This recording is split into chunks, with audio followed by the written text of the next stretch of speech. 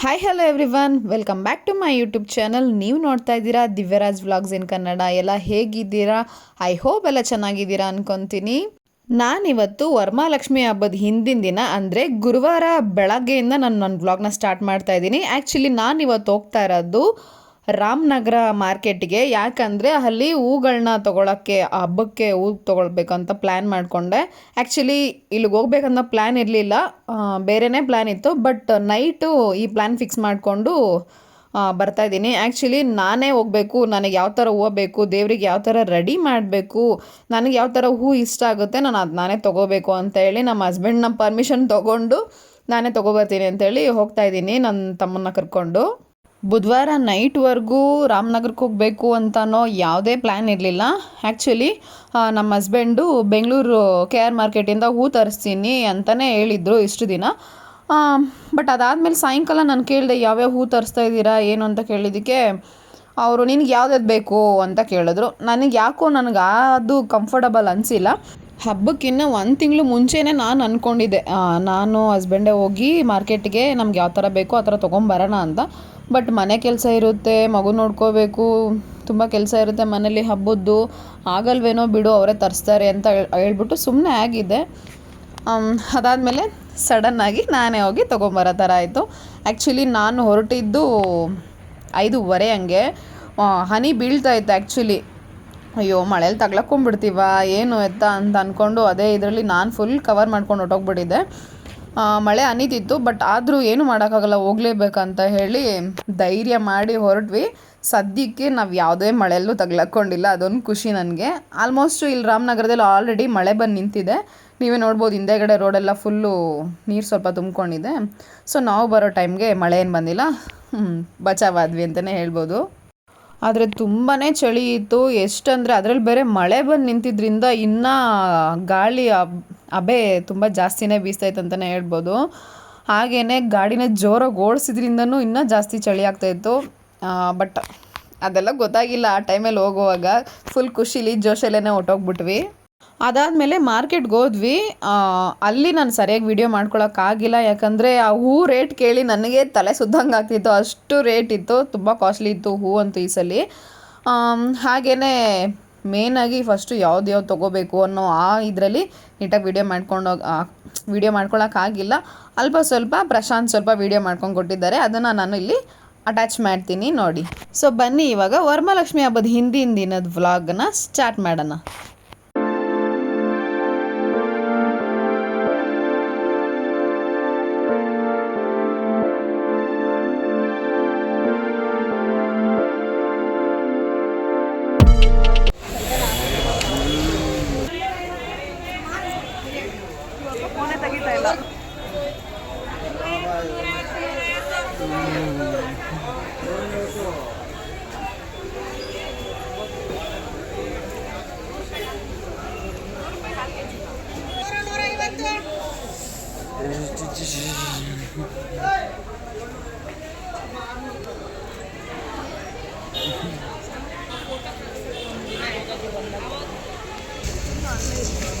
ಏನಕ್ಕ ಅಲ್ಲಿ ಮುಂದೆ ಐತಿ ನೋಡುವ.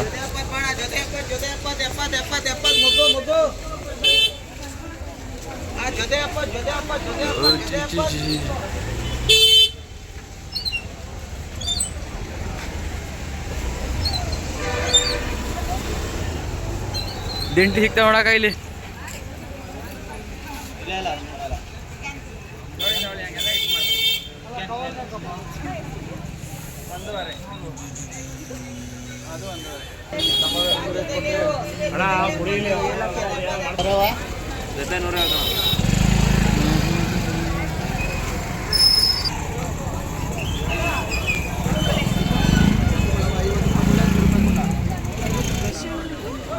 ಅದು ಕೇಳಿಲ್ಲ ಅಕ್ಕ.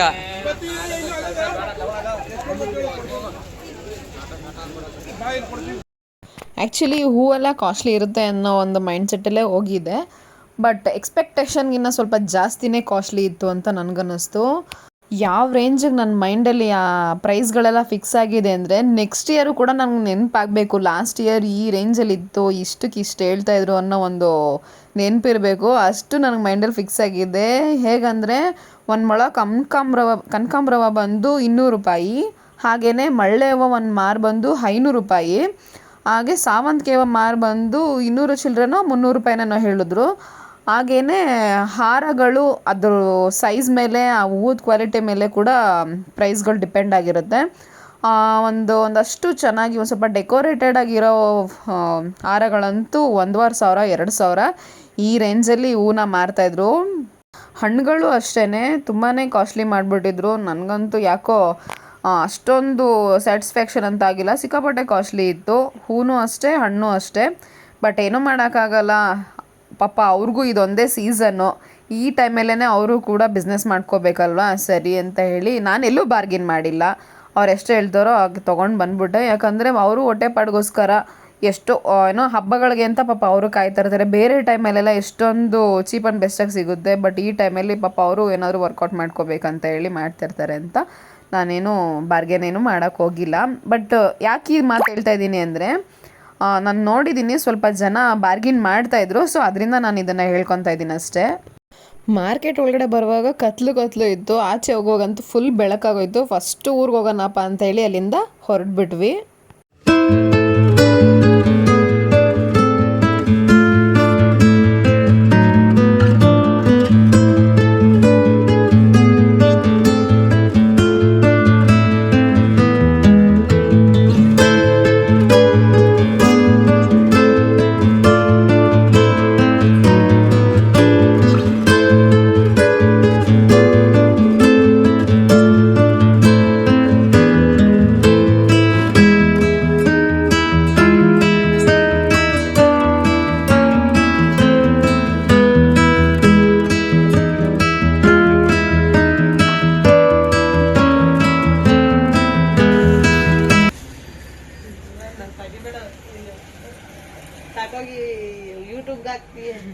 ಯೂಟ್ಯೂಬ್ಗೆ ಹಾಕೋಕ್ಕೆ ವಿಡಿಯೋ ಮಾಡ್ಕೊತಾ ಇರೋದು. ಎಲ್ಲಿಗೆ ಬಂದಿದ್ದೀವಿ ನಾವು ಗೊತ್ತಾ? ಇವತ್ತು ಸ್ವಲ್ಪ ರೇಷನ್ ಶಾಪಿಂಗ್ ಮಾಡೋದಿದೆ ಅಂತೇಳಿ ಬಂದಿದ್ದೀನಿ. ಇನ್ನಂತೂ ಆಶೀರ್ವಾದ್ ಸಾಲ್ಟು. ರಾಮನಗರದಿಂದ ಬರೋದೇ 8:30 ಆಗೋಯ್ತು ಆಲ್ಮೋಸ್ಟು. ಸೊ ಅಲ್ಲಿಂದ ಬಂದಾದಮೇಲೆ ಮನೆ ಕೆಲಸ ಸ್ಟಾರ್ಟ್ ಮಾಡೋಣ ಅಂತೇಳಿ ಪ್ಲ್ಯಾನ್ ಮಾಡಿಕೊಂಡೇ ಬರ್ತಾನೆ. ಬಟ್ ಆದರೆ ಹಿಂದಿನ ದಿವಸದಿಂದನೇ ನನ್ನ ಮಗ ಸ್ವಲ್ಪ ಸಿನ ಅಂತ ಇದ್ದ. ಅಂದರೆ ಸ್ವಲ್ಪ ಕೋಲ್ಡು, ಮೈ ಬೆಚ್ಚಗಿತ್ತು. ಯಾಕೆಂದರೆ ಹಿಂದಿನ ದಿವಸ ನಾನು ಅವನ್ನ ಬೆಳಗ್ಗೆ ಬೇಗನೆ ಬಿಟ್ಟೋಗಿದ್ನಲ್ವ ಬೆಂಗಳೂರಿಗೆ. ಆ ಟೈಮಲ್ಲಿ ಅವನು ಬೆಳಗ್ಗೆ ಬೇಗ ಎದ್ದು ಚಳಿಲಿ ಓಡಾಡ್ಬಿಟ್ಟಿದ್ದಾನೆ. ಹಾಗೆ ನಾನು 2 ದಿವಸದಿಂದ ಅವನಿಗೆ ಆಟ ಆಡಿಸಿದ್ದೀನಲ್ವ, ಈ ಥರ ಅವ್ನು ಎದ್ದ ತಕ್ಷಣ ಇಲ್ಲದೆ ಇರೋದು, ಅಯ್ಯೋ ಅಮ್ಮ ಎಲ್ಲೋರು ಅಂತ ಅವನಿಗೂ ಅದೊಂದು ಮೈಂಡಿಗೆ ಬಂದಿರುತ್ತೆ. ಸೊ ಅದರಿಂದ ಅವ್ನು ಸ್ವಲ್ಪ ಜ್ವರ ಬಂದಿರೋ ಥರ ಇದ್ದ. ಅದೊಂದು ನಂಗೆ ಸಿಕ್ಕಾಪಟ್ಟೆ ಹಿಂಸೆ ಆಯಿತು. ಯಾಕೆಂದರೆ ಏನು ಕೆಲಸ ಮಾಡೋಕ್ಕೂ ಆಗ್ತಾಯಿರಲಿಲ್ಲ. ಅಮ್ಮ ಎತ್ಕೋ ಅಂತ ಸ್ವಲ್ಪ ಕಿರಿಕಿರಿ ಮಾಡ್ತಿದ್ದ ಅಷ್ಟೇ. ಅವನು ಹೇಗೋ ಮ್ಯಾನೇಜ್ ಮಾಡಿಕೊಂಡು ಕೆಲಸ ಎಲ್ಲ ಮಾಡಿಕೊಂಡೆ. ಬಟ್ ಅವ್ನ ಅಂಗನವಾಡಿಗೆ ಕಳಿಸಿ ನಾನು ಬೇಗ ಎಲ್ಲ ಕೆಲಸ ಮಾಡ್ಕೊಳ್ಳೋಣ ಅಂದಿದ್ದು ಪ್ಲ್ಯಾನ್ ಮಾತ್ರ ವರ್ಕೌಟ್ ಆಗಿಲ್ಲ. ಸರಿ ಬಿಡು, ಏನೂ ಮಾಡೋಕ್ಕಾಗಲ್ಲ ಅಂತೇಳಿ ಅವ್ನಿಗೂ ಟಾನಿಕ್ ಹಾಕಿ ಅವನು ಮಲಗಿಸಿ ಅದಾದಮೇಲೆ ನಾನು ಕೆಲಸಗಳನ್ನೆಲ್ಲ ಮಾಡ್ಕೊತಾ ಇದ್ದೆ ಅವ್ನು ಮಲಗಿರೋ ಟೈಮಲ್ಲಿ. ಅದಾದಮೇಲೆ ಎಲ್ಲ ಮನೆ ಕೆಲಸ ಎಲ್ಲ ಮುಗಿಸ್ಕೊಂಡು ಸ್ನಾನ ಮಾಡಿಕೊಂಡು ನಾನು ಫಸ್ಟು ಸ್ವಲ್ಪ ದೇವರಿಗೆ ಮೂಗ್ಬಟ್ಟು ತೊಗೊಬೇಕಿತ್ತು. ನಾನೇನು ತೊಗೊಂಡಿರಲಿಲ್ಲ ಅದೆಲ್ಲ. ಅದನ್ನು ತೊಗೊಂಡು ಹಾಗೆಯೇ ಸ್ವಲ್ಪ ಅಡುಗೆಗೆ ರೇಷನ್ ಏನು ಬೇಕೋ ಅದನ್ನು ತೊಗೊಂಡು ಮತ್ತು ಸಣ್ಣ ಪುಟ್ಟ ಐಟಮ್ಸು ಇನ್ನು ಬ್ಯಾಲೆನ್ಸ್ ಏನೇನಿದೆ ಅದನ್ನೆಲ್ಲ ತೊಗೊಂಬರೋಣ ಅಂತೇಳಿ ನಾನು ಮತ್ತು ಗೀತಕ್ಕ ಇಬ್ಬರು ಹೋದ್ವಿ. ಅಲ್ಲಿಂದ ಬರೋದು ಕೂಡ ಸ್ವಲ್ಪ ಟೈಮ್ ಆಗೋಯಿತು, 5 ಗಂಟೆ ಆಗೋಯಿತು. ಅಲ್ಲಿಂದ ಬಂದಿದ್ದೆ ದೇವ್ರ ಸಾಮಾನು ತೊಳೆಯೋಕ್ಕಿಟ್ಟೆ. ಬಟ್ ತೊಳೆಯೋಕ್ಕಾಗಿಲ್ಲ. ಆಮೇಲೆ ತೊಳೆದಿಡೋಣ, ಈ ಕೆಲಸ ಆದಮೇಲೆ ತೊಳೆದಿಡೋಣ, ಆ ಕೆಲಸ ಆದಮೇಲೆ ತೊಳೆದಿಡೋಣ ಅಂತೇಳಿ ಅದನ್ನು ಅಷ್ಟು ಪೆಂಡಿಂಗೆಲ್ಲ ಇಟ್ಬಿಟ್ಟಿದ್ದೆ ದೇವ್ರ ಸಾಮಾನು ತೊಳೆಯೋದನ್ನು. ಅದ್ರ ಜೊತೆಗೆ ಇದು ದೇವರಿಗೆ ಕಳಶಕ್ಕಿಡೋದು ಕಾಯಿನ ಸುಲಿಸ್ಬೇಕಿತ್ತು, ಕಣ್ಣು ಕಾಣಿಸ್ದೇ ಇರೋ ಥರ. ನಮ್ಮ ಹಸ್ಬೆಂಡು ಕಾಯಿ ತೊಗೊಂಬಂದು ಸುಲಿತಾಯಿದ್ರು. ಯಾವುದನ್ನು ಕಣ್ಣು ಕಾಣಿಸ್ದೇ ಇರೋ ಥರ ಸುಲಿಯೋಕ್ಕೆ ಆಗ್ತಾಯಿರಲಿಲ್ಲ. ಹೇಳ್ತಾನೆ ಇದ್ರು. ಅದು ಪಾಪ ಅವ್ರಿಗೆ ಯಾವತ್ತೂ ಸುಲಿದಿಲ್ಲ ಅಂತೆ, ಅಷ್ಟು ಪರ್ಫೆಕ್ಷನ್ ಹಂಗೆ ನೋಡಿಕೊಂಡು ಒಂದು 7-8 ಕಾಯಿ ನಿಜ ತುಂಬ ವೇಸ್ಟ್ ಆಯಿತು. ಕಳಶಕ್ಕೆ ಯೂಸ್ ಮಾಡದೇ ಇರೋ ಥರ, ದೇವ್ರಿಗೆ ಯೂಸ್ ಮಾಡದೇ ಇರೋ ಥರನೇ ಆಗೋಯಿತು. ಅದಾದಮೇಲೆ ನಾನೇನು ಮಾಡಿದೆ, ಇಲ್ಲ ಇವ್ರಿಗೆ ಆಗಲ್ಲ ಅಂತ ಹೇಳ್ಬಿಟ್ಟು ನಾನು ಇನ್ನೂ ಒಂದು ಸ್ವಲ್ಪ ಪೆಂಡಿಂಗ್ ಇತ್ತು. ಅಂದರೆ ಡಬಲ್ ಸೈಡ್ ಟೇಪ್ಸು ಮತ್ತು ಬೇರೆ ಇನ್ನೂ ಒಂದು ಸ್ವಲ್ಪ ಸಣ್ಣ ಪುಟ್ಟ ಐಟಮ್ಸು ಇನ್ನೊಂದು ಸ್ವಲ್ಪ ಬ್ಯಾಲೆನ್ಸ್ ಇತ್ತು. ಸೊ ಅದನ್ನು ತೊಗೊಂಡು ಹಾಗೆ ತೆಂಗಿನಕಾಯಿನೂ ನೋಡೋಣ ಅಲ್ಲೇ ಸಿಕ್ಕರೆ ತೊಗೊಂಬರೋಣ ಅಂತೇಳಿ ಮತ್ತೆ ಹೋದೆ ನಾನು ನೈಟು. ಅಲ್ಲಿ ಸಿಕ್ತು, ನನ್ನ ಪುಣ್ಯಕ್ಕೆ ಸಿಕ್ತು. ಖುಷಿಪಟ್ಟೆ ನಾನಂತೂ. ಒಬ್ಬ ಸದ್ಯ ಸಿಕ್ಬಿಡ್ತಲ್ಲ ಅಂತ ಹೇಳಿ ಒಂದು 3-4 ತೊಗೊಂಬಂದೆ, ಎಮರ್ಜೆನ್ಸಿಗೆ ಇಟ್ಕೊಂಡಿರೋಣ ಅಂತ ಹೇಳ್ಬಿಟ್ಟು ತೊಗೊಂಬಂದು ಇಟ್ಟಾದಮೇಲೆ ಅಷ್ಟರಲ್ಲಿ ನಾನು ಬರೋಷ್ಟರಲ್ಲಿ ನನ್ನ ಹಸ್ಬೆಂಡು ನೀಟಾಗಿ ಕಾಯಿ ಅಂದರೆ ಕಣ್ಣು ಕಾಣಿಸಿರೋ ಥರ ಬೇರೆ ಮತ್ತೆ ತಿರ್ಗಾ ತೊಗೊಂಬಂದು ನೀಟಾಗಿ ಎಲ್ಲ ಅಂದರೆ ಫುಲ್ ತರಿಯಾಗಿ ತರಿನೆಲ್ಲ ತೆಗೆದ್ಬಿಟ್ಟು ನೀಟಾಗಿ ಇಟ್ಟಿದ್ರು. ಹೋಗ್ಲಿ ಬಿಡು ಏನಕ್ಕಾರು ಯೂಸ್ ಆಗುತ್ತೆ ಅಂತೇಳಿ ನಾನು ಸುಮ್ಮನೆ ಆಗಿಬಿಟ್ಟಿದೆ. ನಾನು ನಮ್ಮ ಕಳ್ಸದ ಬಿನ್ಗೆ ಏನಿರುತ್ತಲ್ಲ ಆದರೂ ನಾನು ಅಳ್ತೇನೆ ನೋಡ್ಕೊಂಡಿರಲಿಲ್ಲ. ಆ್ಯಕ್ಚುಲಿ ಬೆಳಗ್ಗೆ ಇನ್ನೇನು ದೇವರಿಗೆ ಕಳಶ ಕುಣಿಸ್ಬೇಕು, ಕಾಯಿ ಇಡಬೇಕು, ಅವಾಗ ನೋಡ್ಕೊತಾ ಇದ್ದೀನಿ. ನಮ್ಮದು ಅದು ಚೊಂಬುದು ಇದು ಅಗಲ ಜಾಸ್ತಿ ಇದೆ, ಕಾಯಿ ತುಂಬ ಚಿಕ್ಕದಿದೆ. ಟೆನ್ಷನ್ ಆಗೋಯ್ತು, ಏನಪ್ಪ ಮಾಡೋದು. ಅದು ಬೆಳಗ್ಗೆ ನೋಡ್ಕೊತಾ ಇದ್ದೀನಿ ನಾನು ಬಿನ್ಗೆನೇ ಸರಿಯಾಗಿ ನೋಡಿರಲಿಲ್ಲ. ಅಂದರೆ ನಮ್ಮ ಮಮ್ಮಿ ಚಾಯ್ಸ್ ಮಾಡಿದ್ದು, ನಾನು ಬಿನ್ಗೆ ಸರಿಯಾಗಿ ನೋಡಿರಲಿಲ್ಲ.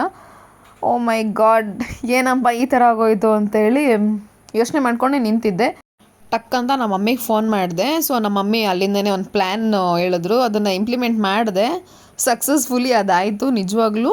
ಅಂದರೆ ಮಾವಿನ ಎಲೆಗಳನ್ನ ಸುತ್ತ ಅಂದರೆ ದಪ್ಪ ದಪ್ಪ ಇರೋದನ್ನ ಜೋಡಿಸು ಅಂತ ಹೇಳಿದ್ರು. ಅದನ್ನಿಟ್ಟೆ, ನಿಜವಾಗ್ಲೂ ತುಂಬಾ ಗ್ರಿಪ್ಪಾಗಿ ಕೂತ್ಕೊಂತು. ಅವಾಗ ಸ್ವಲ್ಪ ರಿಲೀಫ್ ಆಯಿತು ನನಗೆ ಅವತ್ತಿನ ದಿವಸ ಬೆಳಗ್ಗೆ. ಅದಾದಮೇಲೆ ಇಲ್ಲಿ ಕಾಯಿ ತರೋಕ್ಕೆ ಅಂತ ಹೋಗಿದ್ನಲ್ವ, ಅದೆಲ್ಲ ತೊಗೊಂಡು ಮನೆಗೆ ಬಂದಿದ್ದೆ. ನಾನು ಫಸ್ಟು ಮೇಯ್ನಾಗಿ ಮಾಡಬೇಕು ಅಂತ ಅಂದ್ಕೊಂಡು ಒಬ್ಬಟ್ಟಿಗೆ ರೆಡಿ ಮಾಡಿಬಿಡೋಣ, ಅದು ಆರಕ್ಕೆ ಇಟ್ಬಿಟ್ರೆ ಬೇಗ ಬೇಗ ರುಬ್ಕೊಂಡು ಬೇರೆ ಕೆಲಸ ಎಲ್ಲ ಮಾಡ್ಬೋದು ಅಂತೇಳಿ ಬೇಳೆನ ಬೇಯಕ್ಕಿಟ್ಟೆ. Actually for the first time in my life time ನಾನು ಒಬ್ಬಟ್ಟನ್ನ ಯಾವತ್ತೂ ಮಾಡೇ ಇಲ್ಲ. ಫಸ್ಟ್ ಟೈಮ್ ಇದೇ ಹಬ್ಬದಲ್ಲಿ ಇದೇ ಫಸ್ಟ್ ಟೈಮು ನಾನು ಮಾಡ್ತಾ ಇರೋದು. ನಿಜವಾಗ್ಲೂ ಅದು ವಿತೌಟ್ ಯಾರ ಹೆಲ್ಪು ಇಲ್ಲದೇ ಮಾಡಿದ್ದೀನಿ. ನನಗಂತೂ ಅದು ಹೇಗೆ ಬಂತೋ ಏನೋ, ನನಗಂತೂ ನಿಜವಾಗ್ಲೂ ಚೆನ್ನಾಗಿದೆ ಅಂತಲೇ ಅನ್ನಿಸ್ತು. ಬಟ್ ನನಗೆ ನೀಟಾಗಿ ತಿನ್ನೋಕ್ಕಾಗಿಲ್ಲ, ಬಟ್ ಚೆನ್ನಾಗಿದೆ ಅಂತ ಅನ್ನಿಸ್ತು.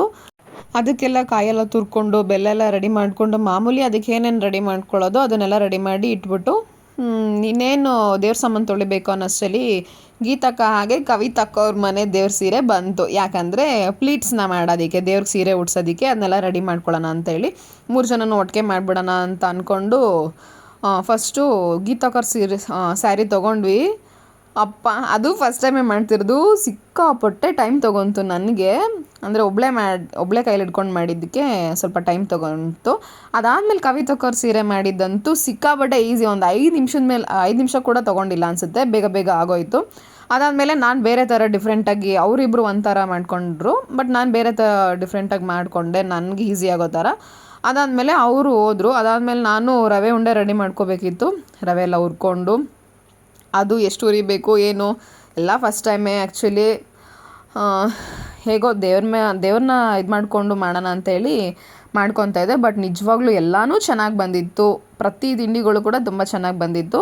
ಹಾಗೆಯೇ ರವೆ ಉಂಡೆನೂ ಮಾಡ್ಕೊಂಡು ಇಟ್ಬಿಟ್ಟು ನಾನು ನಿಜವಾಗ್ಲೂ ಹೇಳಬೇಕಂದ್ರೆ ಮಲ್ಗೆ ಇಲ್ಲ. ಆಲ್ಮೋಸ್ಟ್ ಒಂದು 3 ಗಂಟೆವರೆಗೂ ದೇವ್ರ ಮನೆ ರೆಡಿ ಮಾಡಿಕೊಂಡು ಅದು ಇದು ರೆಡಿ ಮಾಡಿಕೊಂಡೇ ಕೂತ್ಕೊಂಡಿದ್ದೆ, ದೇವ್ರ ಸಾಮಾನು ತೊಳ್ಕೊಂಡು. ಆ್ಯಕ್ಚುಲಿ ನನ್ನ ಜೊತೆಗೆ ನಮ್ಮ ಮಮ್ಮಿ, ನಾನು ಒಬ್ಬಳೇ ಇರ್ತೀನಿ. ಅಂದರೆ ನಮ್ಮ ಹಸ್ಬೆಂಡು ಹಾಲು ಕರಿಯೋಕ್ಕೆ ಬೆಳಗ್ಗೆ ಬೇಗ ಎದ್ದೇಳಬೇಕು, ಪಾಪ ಅವ್ರು ನಿದ್ದೆಗೆಡೋ ಹಾಗಿಲ್ಲ ಅಂಥೇಳಿ ಅವ್ರು ಮಲ್ಕೊಂಬಿಟ್ರು. ಅದಕ್ಕೆ ನಮ್ಮ ಮಮ್ಮಿ ಕಾಲೆಲ್ಲ ಇಟ್ಕೊಂಡು ನಾನು ಇದೆಲ್ಲ ಡೆಕೋರೇಷನ್ ಎಲ್ಲ ಮಾಡಿಕೊಂಡು ಇದ್ದೆ. ನಮ್ಮ ಮಮ್ಮಿ ಕೂಡ ನಿದ್ದೆ ಬರ್ತಾಯಿದ್ರು, ನಾನು ಒಬ್ಬಳೇ ಮಾಡ್ಕೊತಾ ಇರ್ತೀನಿ ಅಂತೇಳಿ ಕಾಲಲ್ಲಿದ್ದರು. ಬಟ್ ನಾನೇ ಹೇಳ್ಬಿಟ್ಟೆ ಸ್ವಲ್ಪ ರೆಸ್ಟ್ ಮಾಡಿ ನೀವು. ಆ್ಯಕ್ಚುಲಿ ನಮ್ಮ ಮಮ್ಮಿ ಕೆಲಸ ಎಲ್ಲ ಮುಗ್ದೋಗಿದ್ದು, ಬೆಳಗ್ಗೆ ಎದ್ದು ಪೂಜೆ ಮಾಡೋದಷ್ಟೇ ಅವ್ರು ಪೆಂಡಿಂಗ್ ಇಟ್ಕೊಂಡಿದ್ರು. ನೈಟೆಲ್ಲ ರೆಡಿ ಮಾಡಿದರು. ಸೊ ಮಲ್ಕೊಳ್ಳಿ ನೀವು ಅಂತೇಳಿ ಅವ್ರಿಗೂ ಹೇಳಿ ನಾನು 3 ಗಂಟೆವರೆಗೂ ಮಾಡಿದೆ. ಬಟ್ 3 ಗಂಟೆ ಮೇಲೆ ಆಗ್ತಿದ್ದಂಗೆ ಸ್ವಲ್ಪ ನನಗೆ ಸುಸ್ತಾಗಕ್ಕೆ ಸ್ಟಾರ್ಟ್ ಆಯಿತು. ನಿದ್ದೆ ಮಾಡಲೇಬೇಕು ಅನ್ನೋ ಥರ, ಮಾಡಿಬಿಡೋಣ ಇಲ್ಲಾಂದರೆ ಬೆಳಗ್ಗೆ ನನಗಾಗಲ್ಲ ಅಂತೇಳಿ 3 ಗಂಟೆಗೆ ಮಲ್ಕೊಂಡೆ. ಒಂದು ಅರ್ಧ ಗಂಟೆ ಅಂತೂ ನಿದ್ದೆನೇ ಬಂದಿಲ್ಲ. ಅದೇ ಒಂದು ಟೆನ್ಷನ್ಗೆ, ಅದೇ ಒಂದು ಇದರಲ್ಲಿ ನಿದ್ದೆ ಬರಲಿಲ್ಲ. ಆಮೇಲೆ ಒಂದು ಅರ್ಧ ಗಂಟೆ ಮಲ್ಕೊಂಡು 4 ಗಂಟೆಗೆ ಎದ್ದಿದ್ದು ಫುಲ್ಲು ಚಳಿ ಅಂದರೆ ಚಳಿ. ಎಷ್ಟು ಚಳಿ ಅಂದರೆ ಯಾಕಪ್ಪ ಇವತ್ತು ಇಷ್ಟೊಂದು ಚಳಿ ಆಗ್ತಾಯಿದೆ ಅನ್ನೋಷ್ಟು ಚಳಿ ಆಗ್ತಾಯಿತ್ತು. ಅಷ್ಟು ಚಳಿ ಯಾಕೆ ಆಗ್ತಿತ್ತು ಅಂತ ನನಗೆ ಅವಾಗ ಗೊತ್ತಾಗಿಲ್ಲ. ಅದಾದಮೇಲೆ ನಾನು ರಿಯಲೈಸ್ ಮಾಡಿಕೊಂಡೆ, ಏನಂದರೆ ಬೆಳಗ್ಗೆ ಎದ್ದಿದ್ದು ಬೇಗನೆ ಆ ಟೈಮ್ಗೆ ನೀರು ಬರಲ್ಲ.